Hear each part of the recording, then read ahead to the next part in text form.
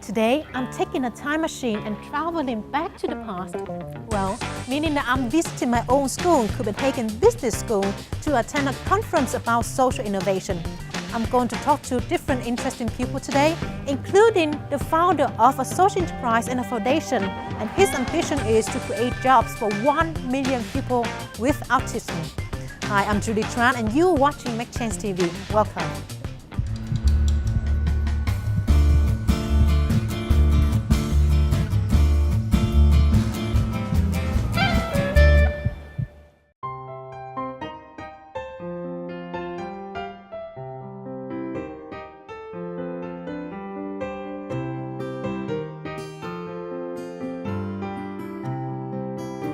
The conference is organized by DANSIC, which stands for Danish Social Innovation Club, which is a student-driven non-profit organization.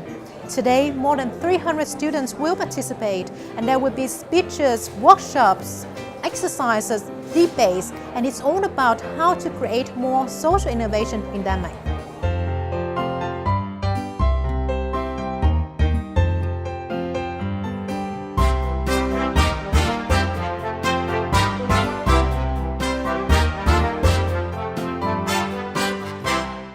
I'm here with my first guest, Wahl, who is the director from INSEAD Social Entrepreneurship Initiative. Welcome to MakeChangeTV. Thank you very much. It's a pleasure to be here with you. Thank you. So my first question to you is, how do you see the movement of social entrepreneurship right now? Well, I think it's growing dramatically. I think the amount of interest in finding new solutions, finding new ways to deal with the complex challenges that we and our communities and our businesses face is increasing dramatically, and I think young people, especially, as evidenced by a meeting like this, come to sessions like this to learn about them, to understand the process of social innovation and social entrepreneurship, and find out how to make more sustainable, impactful changes in their community. Yeah. Now the movement has been going for some time now, so do you see a particular pattern of the development? Of the movement? Yeah.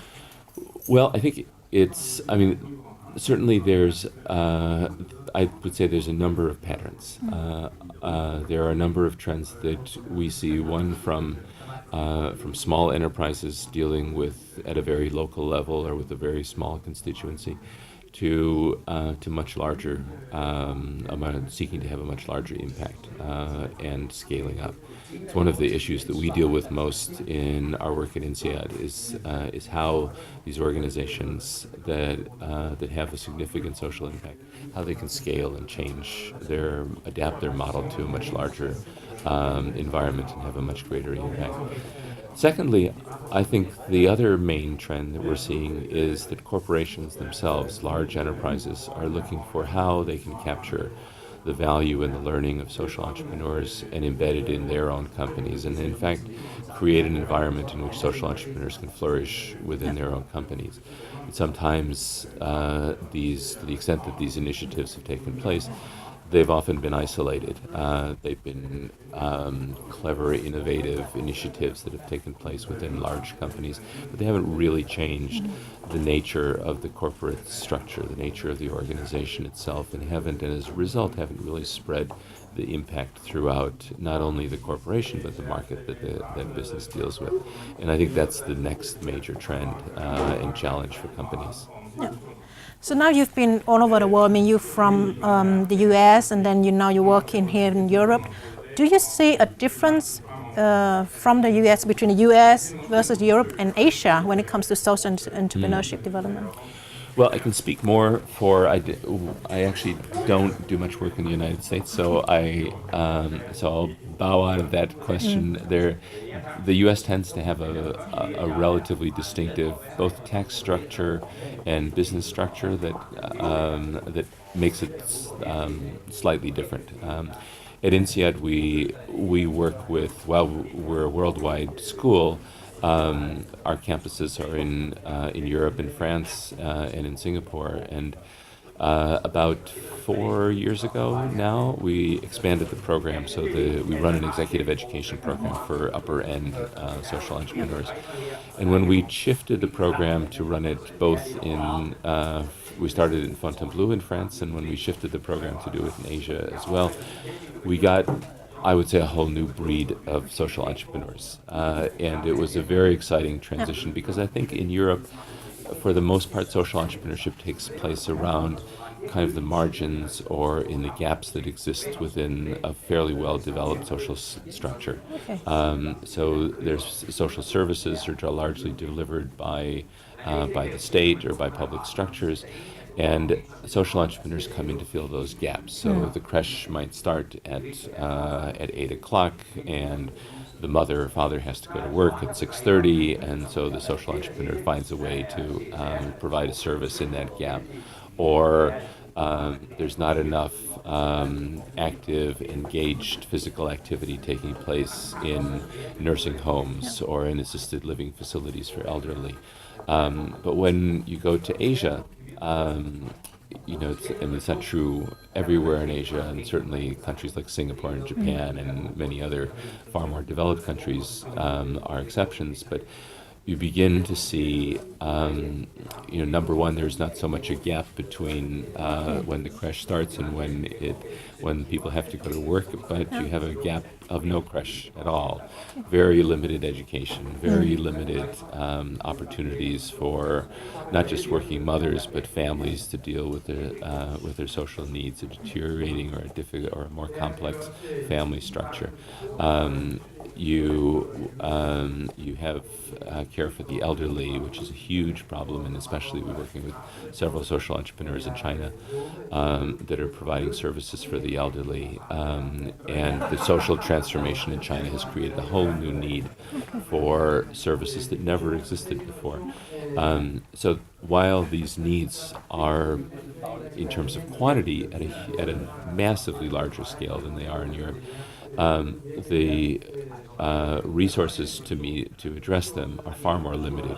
You have government funding, you have foundations, you have donors, where very little of that exists in Asia. On the other hand, you have a level of innovation that we've seen in Asia that is remarkable. The solutions that people find, the ways in which they are able to barter and trade and exchange resources and access to overcome the shortage of financial resources is really quite remarkable. So social entrepreneurship is no longer a movement from the Western. As people have talked about, it's normally people from developed countries want to do some good, but it actually comes from those developing countries and on the rise. It's a very good point. I think that, in fact, one of the things that we've seen in Asia and also in Africa and in Latin America and some places in the Middle East, is that doing business in this way is actually far more traditional than the type of business that's often been exported from the North. That the relationship between enterprises, between commercial activities and the communities is often much closer than we've tended to develop it in the North. And the consequences of that mean that many aspects of social entrepreneurship are actually already embedded in some of the ways in which businesses, especially family businesses, do business in parts of the developing world. Yeah. Interesting. Now we're going to move to something else, because I know that you have a conference coming up in May in Indonesia, and it's about social economy 4.0, innovation, sustainability, and responsibility. My first question is, why social economy 4.0 and what was 3.0? It's a very good question. No, the social economy came. The economy 4.0 is a discussion that started to flourish after the World Economic Forum 2 years ago, where there was a realization that there's a need to take a new look at the way in which we carry out business in our world today, and this is where the concept, the notion of economy 4.0 came from. So what we've done is to take that and transition it a little bit into a social economy. What is the social element of that question of the next generation of the economy, of an economy that's based on sustainability, that's based on responsibility, that's based on transparency and ethics. What does that mean for the way in which businesses are created? What does it mean for challenges in developing countries? Indonesia is a very, very exciting country because not only is it enormous with a huge population, a huge, very young population, but it's also a country where I would say many of its citizens, many of its most affluent citizens actually were in the process of extracting wealth and living in other places and enjoying the benefits of that wealth. And now we've seen, and I think it's well documented, that the next generation is coming back to Indonesia and is, in a sense, reclaiming the country. And the questions are, how do you do business in that country? How do you create an economy that's sustainable, that's equitable, that's fair across that economy? So Indonesia is a very interesting starting point. It has lessons for many, many other parts of the world, and certainly lessons for much of the developed world. It's also a very beautiful country as well. Even though I've never been there yet, but would love to be there one day. Well, you should go. I've only been there once, and I'm very impressed. Yeah. So to wrap up, my last question is: how do you see the linkage between social innovation and sustainability? Well, to me, social innovation actually implies sustainability. One of the criteria upon which social innovation should be judged is how sustainable it is. And the challenge in large corporations, but also small corporations, and for governments and policymakers, is how do you align incentives in such a way that sustainability is rewarded as much as profitability is?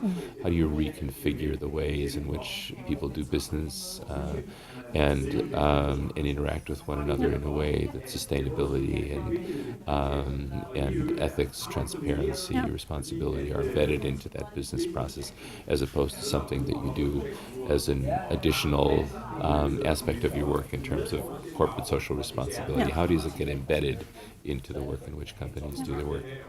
Great. I'm really glad you said it, because I also met people who think that there's a difference between social innovation and sustainability. While I see really there is a clearly, it's linkage. very much. I think at this point it's become imperative that sustainability is not just sustainability, but really systematic sustainability. How does it get embedded into the way in which these businesses behave and the way in which they're evaluated? Thank you so much for taking time. It's been a great pleasure talking to you. Good.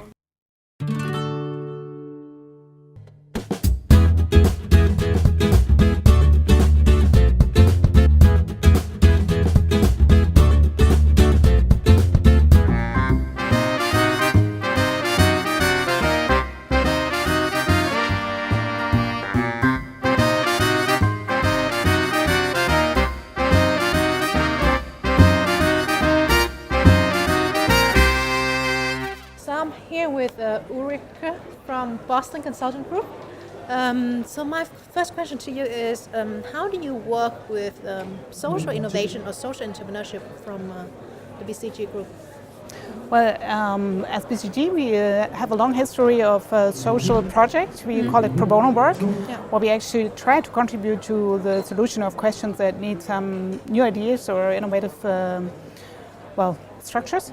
And so we do constantly, I think currently we do 190 projects worldwide on a pro bono basis, and trying to help organizations to get to innovative solutions. So I guess it's part of our DNA to work around innovations, and clearly also we feel a social responsibility to do this for social questions. Yeah. So what is your role in the company? Well, my role is a little bit exotic right now. I'm a principal with BCG, but I do currently lead one of our pro bono initiatives in Germany, which is fighting against youth unemployment. And we do have a sort of a social franchise that is trying to come up with a new and really sustainable way to place very underprivileged youth into labor or apprenticeships. Yeah. So I'm a little bit acting as a social entrepreneur. Yeah, that sounds great. So how big is this project? Is it a newly established project or is more? Well, we started coming up with the first pilot in 2008, so it's been a while now. Yeah. We were quite ambitious right at the beginning in setting up the concept as a social franchise, hoping if it works in one place we can transfer it and roll it out to other places where there's need for a similar thing. And currently we are starting the 7th location, so we are already present in 6 towns in Germany. We have around 1,000 young people that are participating. We have more than 500 partnering companies and a lot of volunteer private persons who are supporting and offering mentoring, trainings. Yeah. So it's a huge platform by now, and BCG is still very engaged as the social franchisor, meaning we're not talking about franchise fees, but about the idea of having the same quality standards and the same success rates regardless where we work. How do you measure social impact? Well, I guess from my perspective that very strongly depends on what project or topic you're working on. And getting back to what I'm currently doing with this initiative called JOBLINKE, it's very nice because you have a very tangible and clearly measurable success rate, which is how many of your participants, of the young people, do get placed after 6 months into labor or apprenticeship. And for us, very important, we do want to be sustainable in what we do, so we also measure how many of them are still there after 6 months, 12 months, 24 months. So I think it's very important if you talk about social impact that it's not just at one point in time and then afterwards everything breaks down, but to make sure that it's really a lasting effect. Yeah. So you're also one of the main sponsors of this conference. So come here and work with the Danish students from the CBS. What do you think about that? I mean, are we ahead when it comes to social innovation for the young students, or do you think that we have I was actually just flying in for one part of the discussion, but from everything that I heard and also in the panel discussion, there was very lively discussion and very good questions. So my feeling is there's a lot of good conversation going on in the panels, but beyond definitely as well. So everybody is kind of excited and exchanging ideas. So I'm happy to be here and to contribute. All right, great. Then thank you for this interview and wish you You're best welcome. luck. Thank you.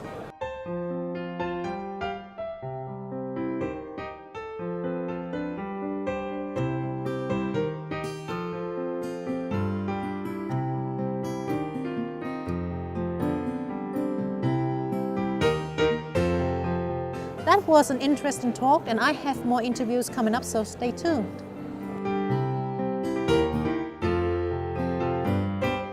Taking the time machine today and traveling back to the past.